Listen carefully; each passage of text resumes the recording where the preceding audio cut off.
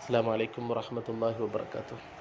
ജീവിതത്തിൽ ദാരിദ്ര്യമുണ്ടാകുമോ എന്ന പേടി ഏത് സമയത്തും ഏതൊരാൾക്കും ഉണ്ടാവും.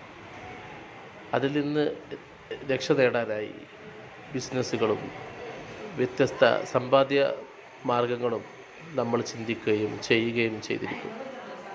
എന്നാൽ ഈ ഒരു കാര്യത്തിലുള്ള ആവലാതി ഒഴിവാക്കി സമാധാനത്തോടെ ജീവിക്കാൻ ഷഫീഉന റസൂലുള്ളാഹി സ്വല്ലല്ലാഹു അലൈഹി വസല്ലം തങ്ങളുടെ വലിയൊരു ഉപദേശമുണ്ട്.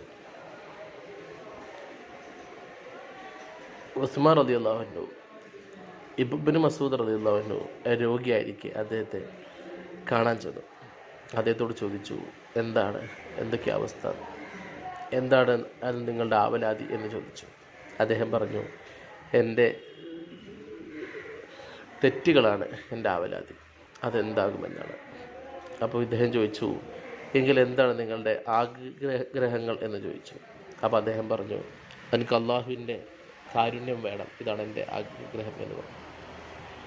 അപ്പോൾ രോഗിയായതുകൊണ്ട് തന്നെ അദ്ദേഹം വീണ്ടും ചോദിച്ചു, ഞാൻ നിങ്ങൾക്ക് നല്ലൊരു ഡോക്ടറെ കൊണ്ടുവരട്ടെ എന്ന് ചോദിച്ചു. അപ്പോൾ പറഞ്ഞു, വേണ്ട എന്ന് പറഞ്ഞു. വീണ്ടും ചോദിച്ചു, എന്നാൽ ഞാൻ നിങ്ങൾക്ക് എന്തെങ്കിലും ദാനം എത്തിച്ചേരട്ടെ എന്ന് ചോദിച്ചു.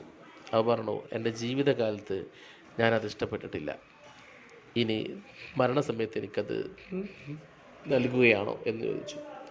അപ്പോൾ അദ്ദേഹം വീണ്ടും ചോദിച്ചു, അല്ല, നിങ്ങൾക്ക് ആവശ്യമില്ലെങ്കിലും നിങ്ങളുടെ മരണശേഷം നിങ്ങളുടെ കുട്ടികൾക്ക് ഉപയോഗിക്കാമല്ലോ എന്ന് പറഞ്ഞു.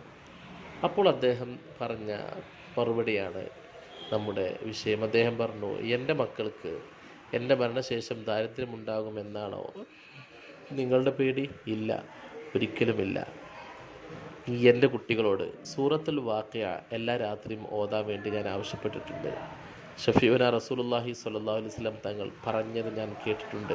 സൂറത്തുൽ വാഖിഅ എല്ലാ രാത്രിയും ഓതുകയാണെങ്കിൽ അവൻ്റെ ദാരിദ്ര്യം ഉണ്ടാവുകയില്ല എന്ന്.